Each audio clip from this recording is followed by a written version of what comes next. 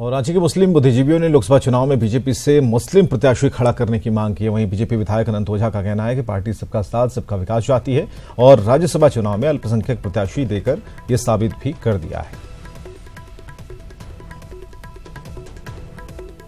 BJP भी अगर चाहे तो मुस्लिम कैंडिडेट दे, और यहाँ तो ऐसा नहीं है कि नहीं जीत सकता है। झारखंड में बीजेपी का एक बहुत अच्छा जनाधार है, वो अपना एक मर्तबा दे करके कम से कम आजमाए। तो जी अकबर साहब हों, चाहे हमारे आदरणीय मुख्तार अब्बास नकवी जी हों जो आज भारत सरकार में मंत्री है, उनको प्रतिनिधित्व देने का काम किया है। इसलिए हम बांट करके राजनीति और धर्म और जाति के आधार पर राजनीति नहीं करते हैं। झारखंड में सेकुलर पार्टी का दम्भ भरने वाले दलों ने फिर अल्पसंख्यकों को नजरअंदाज कर दिया। ये पार्टियां मुसलमान को वोट बैंक के तौर पर इस्तेमाल तो करती हैं, लेकिन जब उन्हें नुमाइंदगी देने की बात आती है तो किनारा कर लेती हैं।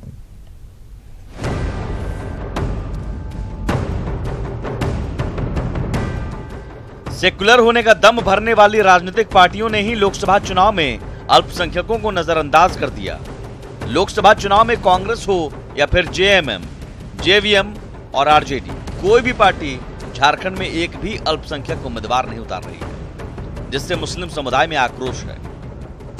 क्या मजबूरी है इनका? तो ये तो बंद रूम में तय करते हैं ना। इसमें कहाँ अल्पसंख्यकों की भागीदारी है टिकट बंटवारे में? कौन सा इनका मुस्लिम या दूसरे अल्पसंख्यक नेता है जहां ये बैठ के टिकट बांट रहे हैं जो अपनी बात रख सकते हैं? गोड्डा मुस्लिम बहुल सीट है। यहां से कांग्रेस के फुरकान अंसारी का टिकट काटकर जेवीएम को ये सीट दे दी, जिससे नाराज फुरकान अंसारी ने अपनी पार्टी पर ही अल्पसंख्यकों को नजरअंदाज करने का आरोप लगा दिया। साथ ही ये दावा किया है कि उनके समर्थन में कई नेता और कार्यकर्ता पार्टी छोड़ने को तैयार हैं। हम अगर नहीं लोग तो सब अभी तक इस्तीफा दे दिया होता है। यहाँ पे सब लोग जितना उबाल है यहाँ पे, और उबाल सिर्फ यही नहीं है, पूरे झारखंड में उबाल है। महागठबंधन ने लोकसभा चुनाव में एक भी अल्पसंख्यक को उम्मीदवार नहीं बनाया। ऐसे में उन्हें भी मुसलमान वोट बैंक के खिसकने का डर है। लिहाजा खुद को मुसलमानों का सबसे बड़ा हितैषी बताते हुए महागठबंधन के नेता 2020 में किसी अल्पसंख्यक को राज्यसभा भेजने की बात कह रहे हैं। कांग्रेस पार्टी के आला नेतृत्व से लेकर के प्रदेश नेतृत्व आलमगीर आलम जो विधायक दल के नेता है, वो लगातार अल्पसंख्यक को चुनाव लड़ाया जाए इसकी वकालत कर रहे हैं। लेकिन आप देखेंगे कि अगर वैसा कोई सीट नहीं बनता है तो उसके पहले ही हम लोगों ने राज्यसभा सीट की घोषणा कर दी है। पूरे महागठबंधन के साथियों ने घोषणा की है। अल्पसंख्यकों को उनका जो अधिकार है, जहां पर उनकी आवश्यकता होती है, उनकी नुमाइंदगी के लिए हम हमेशा प्रयासरत रहते हैं। राज्य में अल्पसंख्यक समुदाय की आबादी करीब 50 लाख है।